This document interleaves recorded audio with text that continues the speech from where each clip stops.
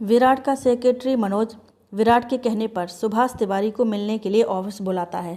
मनोज सुभाष तिवारी को विराट के केबिन में जाने के लिए कहता है। सुभाष तिवारी विराट की केबिन में जाते हैं। सुभाष तिवारी के केबिन में जाने पर विराट उनसे कहता है, आइए मिस्टर तिवारी बैठिए, हमने ही आपको ऑफिस में बुलाया है। विराट के कहने पर सुभाष तिवारी अपने हाथ जोड़कर डर के मारे कांपते हुए विराट के सामने वाली चेयर पर बैठ जाते हैं। विराट कहता है, हमें आपसे आपकी दुकान को लेकर ज़रूरी बात करनी थी, इसलिए हमने आपको यहाँ बुलाया। ये कहकर विराट उनसे कहता है, आइए मिस्टर तिवारी बैठिए, हमने आपको बुलाया। अपनी चेक बुक निकालकर चेक साइन करके सुभाष तिवारी को देता है और कहता है, ये लीजिए मिस्टर तिवारी चेक। इस चेक में हमने दुकान की कीमत की दोगुनी कीमत भर दी है। अब आप इन पैसों से अपने साड़ी का बिजनेस कहीं और शुरू कर सकते हैं। सुभाष तिवारी कहते हैं, नहीं सर, मुझे चेक की कोई ज़रूरत नहीं है। अगर आप मेरी दुकान की कीमत नहीं भी देंगे तो भी मैं आपके खिलाफ़ पुलिस में शिकायत नहीं करूंगा। बस आप मुझे और मेरे परिवार को नुकसान मत पहुंचाइएगा, मेरी इतनी सी विनती है। विराट कहता है, मिस्टर तिवारी, आपको हमसे डरने की कोई ज़रूरत नहीं है। हम किसी को नुकसान नहीं पहुंचाएंगे। हम तो पहले भी आपको दुकान की कीमत दोगुनी कीमत देने को तैयार थे, पर आपने ही लेने से इनकार कर दिया था। अगर आप सीधे से दुकान को वहां से हटा दिया होता तो हमें यह सब करने की ज़रूरत नहीं पड़ती। पर खैर छोड़िए, जो हुआ अब हमें उसके बारे में कोई बात नहीं करनी। हमें जो चाहिए था वह हमने हासिल कर लिया। पर अब आप ये चेक रख लीजिए, यह आपका हक है, और अगर आपको और भी कोई हेल्प चाहिए होगी तो हमें ज़रूर बताना, हम ज़रूर करेंगे। सुभाष तिवारी कहते हैं, विराट सर, मैंने आपके बारे में सुना था कि आप बहुत ही घमंडी और केवल अपने फ़ायदे के बारे में सोचने वाले इंसान हैं, पर आपसे मिलकर मुझे लग रहा है कि आप जैसे दिखते हैं बाहर से वैसे नहीं हैं। आप दूसरों के बारे में भी सोचते हैं, उनकी परवाह करते हैं। आपने मेरे बारे में भी इतना सोचा, इसके लिए शुक्रिया। भगवान आपको और भी तरक्की दे। अब मैं चलता हूँ और यह चेक रख लेता हूँ, और अगर किसी मदद की ज़रूरत होगी तो ज़रूर बताऊँगा। धन्यवाद। विराट मुस्कुराते हुए कहता है, हम अच्छों के साथ अच्छे और बुरों के साथ बहुत ज़्यादा बुरे हैं मिस्टर तिवारी। सुभाष तिवारी हाथ जोड़कर विराट के केबिन से जाने के लिए निकलते हैं। तभी विराट उन्हें रोकते हुए कहता है, रुकिए मिस्टर तिवारी, हमें आपसे कुछ पूछना था। सुभाष तिवारी रुक जाते हैं और कहते हैं, कहिए सर, क्या पूछना था आपको, हम सब बताएंगे। विराट कहता है, आपकी दुकान पर जो मिस शिवानी शर्मा काम करती हैं, हमें उनके बारे में कुछ इन्फॉर्मेशन चाहिए। सुभाष तिवारी कहते हैं, शिवानी बिटिया के बारे में जानना है आपको? अरे शिवानी तो बहुत ही प्यारी बच्ची है, एकदम मेरी बेटी जैसी। सुभाष तिवारी की बात सुन विराट मन ही मन कहता है, प्यारी? और वह लड़की किसी एंगल से प्यारी नहीं लगती। हमको तो केवल गुस्सा ही नज़र आता है, हमें तो उसके चेहरे पर। ये कहते हुए विराट अपना मुँह बिगाड़ता है। विराट कहता है, हाँ, हमें मिस शिवानी शर्मा के बारे में ही जानना है, और कुछ बताइए उसके बारे में। सुभाष तिवारी कहते हैं, शिवानी मेरे लिए मेरी बेटी जैसी ही है। शिवानी बिटिया के पिताजी और मैं बहुत ही अच्छे मित्र थे, पर जब शिवानी बिटिया महज 5 साल की थी तभी उसके पिताजी की मौत एक रोड एक्सीडेंट में हो गई थी। तब से शिवानी की माँ ने ही उसे अकेले पढ़ाया लिखाया है और बड़ा किया है, उसकी जिम्मेदारियाँ उठाईं, और अब शिवानी बिटिया खुद नौकरी करती है और अपनी माँ की जिम्मेदारियाँ खुद ही उठाती है। शिवानी बिटिया बहुत ही मेहनती लड़की है, अपने काम को बड़े मन लगा कर करती है। विराट कहता है, ठीक है, अब आप यहाँ से जा सकते हैं मिस्टर तिवारी, और अगर आपको किसी भी तरह की कोई ज़रूरत हो कभी भी तो आप हमारे सेक्रेटरी मनोज से कांटेक्ट कर सकते हैं। सुभाष तिवारी मुस्कुरा कर विराट को हाथ जोड़कर धन्यवाद कहकर वहाँ से निकल जाते हैं। विराट अपने चेयर पर बैठकर तीखी मुस्कान लिए खुद से ही कहता है, तो घर की सभी जिम्मेदारियाँ मिस शिवानी शर्मा ही उठाती हैं, तो अब तो उसके पास जॉब भी नहीं है, तो अब तो उसे जॉब की बहुत ज़रूरत होगी, तो हमें ही कुछ न कुछ करना होगा, वरना मिस शिवानी शर्मा अपने घर की जिम्मेदारियां कैसे उठा पाएंगी। शिवानी अपने घर पहुंचती है। शिवानी की मां शिवानी से कहती है, शिवानी तुम आ गई बेटा, हमें तुम्हारी चिंता हो रही थी। तुम सुबह से जल्दी मैं घर से निकल गई बिना नाश्ता किए ही, और फिर मैंने सुना कि किसी ने सुभाष भाई साहब को की साड़ियों की दुकान को किसी ने आग लगा दी है और दुकान पूरी तरह जलकर खाक हो गई है। किसने किया ये सब कुछ पता चला कि नहीं? और सुभाष भाई साहब को तो इसके बारे में सुनकर सदमा लगा होगा। क्या हुआ, कुछ तो बता शिवानी, शिवानी की माँ पूछती है। शिवानी कहती है, सब बताती हूँ माँ, पहले सांस तो लेने दो। एक साथ में सवालों का पहाड़ खड़ा कर दोगी आप तो मैं कैसे कुछ बोल पाऊँगी। शिवानी कहती है, हाँ माँ, ये बात सच है कि सुभाष अंकल की दुकान को किसी ने आग लगवा दी थी, और वह कोई और नहीं मिस्टर विराट सिंह राठौर ही हैं। उन्हीं ने दुकान में आग लगाई है। पर एक बात अच्छी हुई कि विराट सिंह राठौर ने सुभाष अंकल को उनकी दुकान की दुगनी कीमत लौटा दी है, और यह बात मुझे खुद उसने बताई थी। और अभी थोड़ी देर पहले रोहिणी का भी फ़ोन आया था, उसने भी यही बताया। तो उन्हें कोई समस्या नहीं होगी पैसों की। पर वह विराट सिंह राठौर खुद को समझता क्या है अपने आप को कि वह हर चीज़ पैसे से खरीद सकता है। वह सुभाष अंकल को पैसे देकर उनकी मदद तो कर सकता है, पर क्या उस दुकान से जुड़ी पुरखों की यादें लौटा सकता है? नहीं, कभी नहीं लौटा सकता वह उन्हें। पर उस बदतमीज़ आदमी को समझाए कौन? उसके सर पर तो अपने पैसों का भूत सवार है। अपने पैसों की ताकत से किसी के साथ कुछ भी कर सकता है वह। शिवानी की माँ कहती है, छोड़ बेटा, हमें ऐसे लोगों के बारे में बात नहीं करनी चाहिए। खैर, अच्छा हुआ कि सुभाष भाई साहब को उनकी दुकान की कीमत मिल गई। अब उन्हें कोई आर्थिक समस्या तो नहीं होगी। पर बेटा, अब तुम्हारी नौकरी का क्या? हमारा घर कैसे चलेगा? तुम्हारे बिना नौकरी के हमारे घर का खर्चा तो तुम्हारी इसी नौकरी से चलता था। शिवानी अपनी माँ की बात सुनकर टेंशन में आ जाती है कि माँ सही कह रही है। मेरी नौकरी के बिना पैसों के घर का खर्चा कैसे चलेगा? मेरी नौकरी की वजह से ही तो हमारे घर का खर्चा चलता था। शिवानी को टेंशन में देख शिवानी की माँ बात पलट देती है और कहती है, छोड़ बेटा, तेरी नौकरी का कोई ना कोई इंतजाम तो हो ही जाएगा। तुम परेशान मत हो बिटिया, तब तक मेरे पास कुछ पैसे हैं, उन्हीं से घर का खर्चा चल जाएगा। आ तू खाना खा ले, मैंने तेरे लिए तेरी पसंद का खाना बनाया है, तुझे मैं अपने हाथों से खिलाऊंगी, आ जा। माँ की बात सुनकर शिवानी खुश हो जाती है और खाना खाने बैठ जाती है। पर मन में अभी भी अपनी नौकरी को लेकर ही सोच रही होती है कि नौकरी के बिना घर का खर्चा कैसे चलेगा। यह सब उस विराट सिंह राठौर की वजह से हुआ है। अगर उसने दुकान को आग नहीं लगाई होती तो मेरी नौकरी मुझसे नहीं छीनती। और सोचती है कि अभी तो मेरी कॉलेज की पढ़ाई पूरी तरह कंप्लीट नहीं हुई है, मुझे कौन जॉब देगा। यही बात सोचते हुए शिवानी अपना खाना खाए जा रही थी। इधर विराट अपने सेक्रेटरी मनोज को अपने कैबिन में बुलाता है। मनोज विराट की कैबिन में आता है और विराट से पूछता है, क्या हुआ विराट सर, कुछ काम है आपको? विराट कहता है, मनोज, एक ज़रूरी काम है। वह लड़की शिवानी शर्मा याद है तुम्हें, जो अभी थोड़ी देर पहले हमारे कैबिन में आई थी, जब तुम हमारे कैबिन में मौजूद थे? मनोज कहता है, जी सर, मुझे अच्छी तरह से याद है।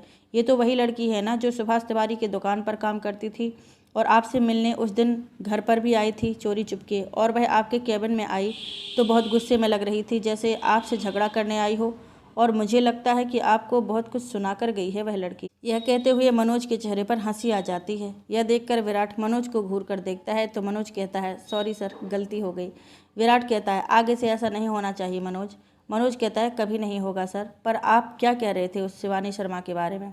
विराट कहता है, यही कि उस शिवानी शर्मा को इस वक्त नौकरी की सख्त ज़रूरत है और हमें उसकी मदद करनी चाहिए। तो कल तुम उसे मिलोगे और उसे हमारी कंपनी में नौकरी का ऑफ़र दोगे? मनोज कहता है, जी सर, मैं कल ही उस शिवानी शर्मा से मिलता हूं और उसे आपके ऑफ़र के बारे में बताता हूं। विराट कहता है, ठीक है, कल यह काम हो जाना चाहिए, अब तुम यहां से जा सकते हो। मनोज जी सर कह के विराट के कैबिन से चला जाता है। विराट कहता है, शिवानी शर्मा, अब तुम्हें पता चलेगा कि विराट सिंह राठौर से दुश्मनी मोल लेने का क्या अंजाम होता है। फिर विराट उठकर अपना लैपटॉप लिए कैबिन से निकलकर बाहर पार्किंग एरिया में आता है और अपने बॉडी गार्ड के साथ कार में बैठकर घर के लिए निकल जाता है। विराट ऑफिस से अपने घर पहुंचता है और बंसी चाचा से कहकर अपने लिए खाना कमरे में मंगवा लेता है।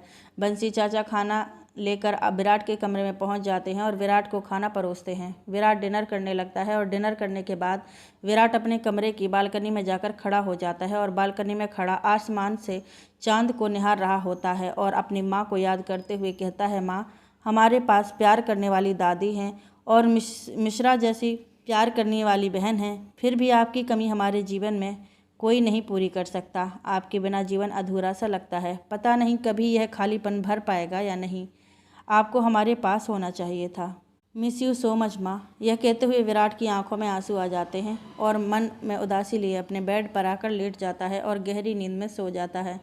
इधर शिवानी अपने कमरे में लेटी हुई यही सोच रही थी कि पता नहीं मुझे अब कहीं जॉब मिलेगी भी या नहीं। शिवानी कहती है, हे भोलेनाथ, मेरी मदद करो। कल मैं भोलेनाथ सुबह जल्दी जल्दी उठकर आपके दर्शन करने आऊँगी और आप भी अपना आशीर्वाद मुझे दे देना ताकि मुझे जल्दी से अच्छी जॉब मिल जाए। और मुझे पता है भोलेनाथ, आप अपने इस भक्त की बात ज़रूर सुनेंगे, मुझे निराश नहीं करेंगे। ये कहकर शिवानी आंख बंद करके सोने की कोशिश करती है। सुबह विराट ऑफिस जाने के लिए अपने घर से निकलता है। तभी विराट के फ़ोन पर उसकी दादी दयावंती जी का फ़ोन आता है। विराट फ़ोन उठाता है और कहता है, गुड मॉर्निंग दादी जी, आप कैसी हो? विराट की दादी कहती हैं, हम तो ठीक हैं, पर आप कैसे हैं विराट? विराट कहता है, हम भी आपकी तरह एकदम ठीक हैं दादी। दयावंती जी कहती हैं, और आपकी होटल के प्रोजेक्ट का काम कैसा चल रहा है? विराट कहता है, एक अड़चन थी दादी, पर अब वह भी दूर हो गई। अब होटल के कंस्ट्रक्शन का काम चालू हो गया है और जल्दी भी पूरा भी हो जाएगा। दयावंती जी कहती हैं, हाँ, हमने आपके सेक्रेटरी मनोज से बात की थी। उन्होंने हमें बताया था कि होटल की ज़मीन को लेकर कोई समस्या है, तो हमने आपके लिए भोलेनाथ से मन्नत मांगी थी कि अगर वह इस समस्या का हल निकाल देते हैं तो आप खुद भोलेनाथ के मंदिर में अपना माथा टेकने जाएंगे और उनसे आशीर्वाद लेंगे। तो अब आप वह बनारस में भोलेनाथ का मंदिर में जाकर उनके दर्शन करेंगे और उन्हें अपने हाथों से प्रसाद चढ़ा कर आएंगे अपनी इस कामयाबी के लिए। विराट कहता है, वाट दादी, यह आप क्या कह रही हैं? आप तो जानती हैं ना कि हम मंदिर नहीं जाते, हमारी आपके भोलेनाथ के साथ बनती नहीं है, तो हमारी ओर से आप ही मंदिर चली जाइए, हम मंदिर नहीं जाएंगे। दादी कहती है, ऐसा पॉसिबल नहीं है विराट, मंदिर तो आपको ही जाना होगा, क्योंकि हमने मन्नत आपके लिए मांगी थी, तो मंदिर तो आपको ही जाना पड़ेगा। विराट कहता है, हम मन्नत में विश्वास नहीं करते तो हम कहीं नहीं जाएंगे। दादी कहती हैं, आप मन्नत में, भोलेनाथ में, किसी में भी विश्वास नहीं करते, पर अपनी दादी की आस्था पर तो विश्वास करते हैं ना, तो फिर आपको हमारे लिए जाना ही होगा। आप अब हमें दोबारा मना नहीं करेंगे, समझे? विराट कहता है, ठीक है दादी, आप जानती हैं ना हम आपकी कोई बात नहीं टालते, तो आप इस बात का फ़ायदा उठाकर हमसे अपनी हर बात मनवा लेती हैं। दादी कहती हैं, आखिर दादी किसकी हैं हम? आपकी ना, तो आप ही से सीखा है अपनी बात मनवाना। तो अब आप आज ही मंदिर जाएंगे सुबह सुबह, ठीक है? विराट कहता है, ओके दादी, हम ऑफिस जाते समय रुक कर घाट पर भोलेनाथ जी के मंदिर में दर्शन कर उन्हें प्रसाद चढ़ा देंगे। अब खुश आप? दादी कहती हैं, बहुत खुश। तो ठीक है, अब हम फ़ोन रखते हैं, नहीं तो आपको मंदिर और ऑफिस जाने में कहीं देर ना हो जाए। बाय।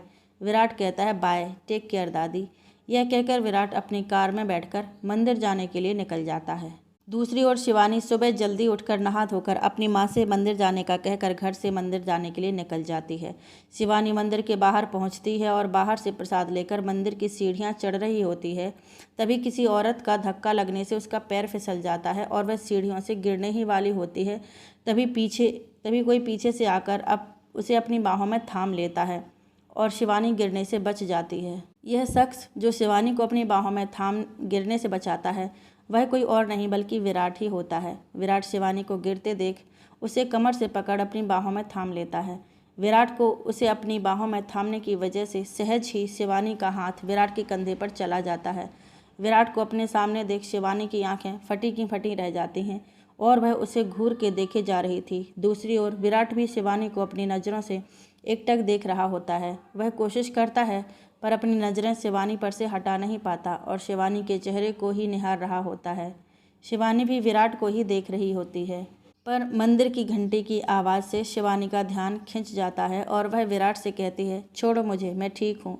और मन ही मन कहती है, हे भोलेनाथ, आपने इसे दोबारा मुझसे मिलवा दिया। शिवानी के यह कहते ही विराट अपनी नज़र शिवानी से हटा देता है और उसे छोड़ देता है और खुद से मन में कहता है, पता नहीं हमें क्या हो गया था जो इसे गिरने से बचा लिया। यह लड़की हमारा दिमाग खराब कर देगी। फिर गुस्से में शिवानी से कहता है, तुम्हें तो खुश होना चाहिए कि तुम गिरी भी तो किसकी बाहों में, जिसकी बाहों में गिरने के लिए लड़कियां सपना देखती हैं। तुम्हारी किस्मत अच्छी थी जो तुम हमारी बाहों में गिरी, और हमारी खराब। शिवानी भी गुस्से में आकर कहती है, पता है आपको मिस्टर विराट, मुझे क्या लगता है कि आप भी मुझे अपनी बाहों में लेने का सपना देखते हैं, इसीलिए तो मेरा पीछा करते हुए मेरे पीछे यहाँ तक आ गए। विराट कहता है, ये क्या बकवास कर रही हो, हमें क्या ज़रूरत पड़ी तुम्हारा पीछा करने की? हम विराट सिंह राठौर हैं, बड़े बड़े लोग हमसे मिलने के लिए तरसते हैं, लड़कियां हमारा पीछा करती हैं और हम तुम जैसी लड़की का पीछा करेंगे? तुम समझती क्या हो खुद को? हो कौन तुम? हमारे सामने खड़ी होने की हैसियत नहीं है तुम्हारी, और तुम कोई जन्नत की हूर नहीं हो जो हम तुम्हारा पीछा करते घूमें। तो अपनी ये अकड़ हमें मत दिखाना, समझी? हम नफ़रत करते हैं तुमसे। शिवानी कहती है, बिल्कुल सही कहा आपने मिस्टर विराट, जिस तरह आप मुझसे नफ़रत करते हैं उसी तरह मैं भी आपसे बहुत नफ़रत करती हूँ। आपके संभालने से अच्छा होता मैं गिर ही जाती, पर आपकी मदद लेकर मुझे बचना गंवारा नहीं। विराट कहता है, इतनी अकड़ मत दिखाओ मिस शिवानी शर्मा, क्या पता तुम्हें हमसे मदद लेनी पड़ जाए, फिर उस समय तुम अपनी अकड़ हमें नहीं दिखा सकोगी। शिवानी कहती है, इसकी नौबत कभी नहीं आएगी कि मुझे आपकी मदद लेनी पड़ जाए, पर फिलहाल मुझे आपसे कोई बहसबाजी नहीं करनी है। मैं यहाँ भोलेनाथ जी के दर्शन करने आई हूँ और मुझे शांति से मंदिर में जाने दीजिए। और आप भी भोलेनाथ जी के दर्शन कर उनसे अपने लिए दिल मांग लीजिए और उसमें थोड़े जज्बात, क्योंकि आपके पास सब कुछ है, बस दिल की ही कमी है। और जज्बातों की तो तभी तो हमेशा कड़वी बातें करके दूसरों को तकलीफ़ पहुंचाते रहते हैं और दूसरों के जज्बातों की कदर नहीं करते। अपने फ़ायदे के लिए दूसरे की भावनाओं के साथ खिलवाड़ करते हैं। शिवानी की बात सुनकर विराट गुस्से से तिलमिला उठता है और गुस्से से शिवानी की हाथ की कलाई पकड़कर जोर से खींच लेता है और शिवानी को अपने करीब लाकर उसकी आंखों में आंखें डालकर उससे कहता है, तुम्हारी हिम्मत कैसे हुई मेरे बारे में यह सब कहने की? तुम्हारी प्रॉब्लम क्या है? तुम्हें क्या करना? हमारे पास दिल है या नहीं, जज्बात हैं या नहीं? तुम्हें उससे क्या? और अच्छा ही है कि हमारे पास दिल नहीं है, जज्बात नहीं है, क्योंकि जिसके पास दिल होता है वह अपने दिल और जज्बातों के कारण कमज़ोर हो जाता है और दूसरे इंसान उसकी इस बात का फ़ायदा उठाकर उसकी भावनाओं के साथ खिलवाड़ करते हैं और उसके जज्बातों के साथ खेलते हैं और उसे मरने के लिए मजबूर कर देते हैं। जैसा कि हमारी यह कहते हुए विराट खुद को रोक लेता है और विराट की आंखों में गुस्से के साथ साथ आंसू भी आ जाते हैं, पर वह उन्हें जाहिर नहीं होने देता। पर शिवानी उसकी आंखों में गुस्से के साथ वह आंसू भी देख लेती है, पर वह इस बार कुछ बोल नहीं पाती, बस ऐसे ही शांत खड़ी रह जाती है और विराट को देखती है। विराट भी आंखों में आंसू और गुस्सा लिए शिवानी को देख रहा होता है। शिवानी विराट पर से अपनी नज़रें हटाती है और अपने हाथ की कलाई को देखती है जो विराट ने अभी भी कसकर पकड़ी हुई थी, जिसकी वजह से शिवानी को दर्द हो रहा था। शिवानी धीरे से कहती है, मिस्टर विराट, मेरा हाथ छोड़िए, मुझे दर्द हो रहा है। पर विराट अभी भी शिवानी को ही देखे जा रहा था गुस्से से। शिवानी फिर कहती है, पर इस बार तेज़ आवाज़ में, मिस्टर विराट, मैंने कहा मेरा हाथ छोड़िए, मुझे दर्द हो रहा है। शिवानी की बात सुनकर विराट अपनी नज़रें उसके चेहरे पर से हटाता है और उसकी कलाई को छोड़ देता है और शिवानी को अपने से दूर कर देता है और गुस्से में मंदिर की तरफ बढ़ जाता है। शिवानी भी मंदिर में जाने के लिए कदम बढ़ा देती है। विराट मंदिर में जाकर पंडित जी को प्रणाम कर उन्हें प्रसाद देता है और भोलेनाथ जी को चढ़ाने के लिए कह देता है और मंदिर में भोलेनाथ जी के सामने माथा टेकता है और हाथ जोड़कर आकर आंखें बंद करके खड़ा हो जाता है और उनसे अपनी दादी की मन्नत पूरी करने के लिए शुक्रिया अदा करता है और अपनी दादी की लंबी उम्र के लिए उनसे प्रार्थना करता है। और बाद में जब वह अपनी आंखें खोल के जाने के लिए पीछे मुड़ता है तो देखता है कि शिवानी अपनी आंखें बंद किए अपने दोनों हाथ जोड़े खड़ी होती है। विराट की नज़र शिवानी पर पड़ती है तो उसकी नज़र शिवानी के चेहरे पर ही ठहर जाती है और उसे अपनी निगाहों से एकटक निहारता है, अपने चेहरे पर हल्की मुस्कान लिए, और कहता है, जब शांत होती है तो कितनी मासूम लगती है, पर जब अपना मुंह खोलती है बोलने के लिए तो लगता है जैसे इसके जैसे घमंडी लड़की कोई और है नहीं।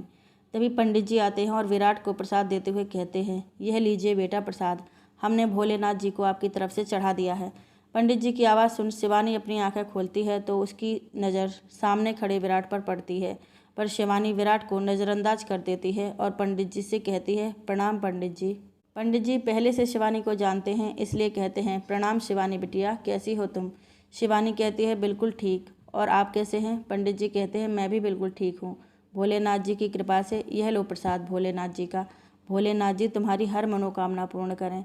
शिवानी प्रसाद लेने के लिए अपना दाहिना हाथ आगे बढ़ाती है तो पंडित जी उसकी कलाई पर पड़ा लाल निशान देख लेते हैं जो विराट के शिवानी की कलाई कसकर पकड़ने के कारण हुआ था। और पंडित जी शिवानी से पूछते हैं, यह निशान किस चीज़ का है शिवानी बिटिया? चोट कैसी लगी तुम्हें?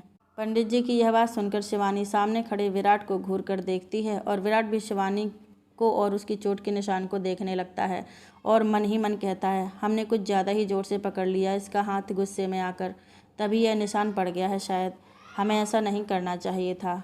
शिवानी पंडित जी से कहती है, किसी बदतमीज़, बिगड़ैल और घमंडी इंसान की वजह से हमारी कलाई पर यह निशान पड़ गया है पंडित जी। शिवानी की इस बात पर विराट उसे गुस्से में घूर कर देखता है और मन ही मन कहता है, हम बेवजह सोच रहे थे कि हमने शायद गलत किया, पर अब लगता है इस जैसी नक चढ़ी लड़की के साथ हमने जो भी किया बिल्कुल सही किया, यह इसी के लायक है। ये कहकर वह वहाँ से गुस्से से निकल जाता है और अपनी कार में बैठकर ऑफिस के लिए निकल जाता है।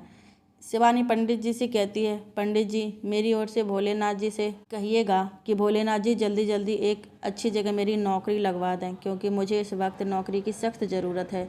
पंडित जी कहते हैं, ज़रूर लगवा देंगे बिटिया, भोलेनाथ अपने भक्तों को कभी निराश नहीं करते, और तुम तो इतनी खास भक्त हो भोलेनाथ की कि तुम्हें तो कभी निराश होने ही नहीं देंगे। शिवानी बिटिया तुम्हारी नौकरी जल्दी ही लग जाएगी, भोलेनाथ जी और मेरा आशीर्वाद तुम्हारे साथ है। ये कहकर पंडित जी शिवानी को आशीर्वाद देते हैं और शिवानी खुश होकर मंदिर से निकल के रोहिणी से मिलने के लिए चली जाती है।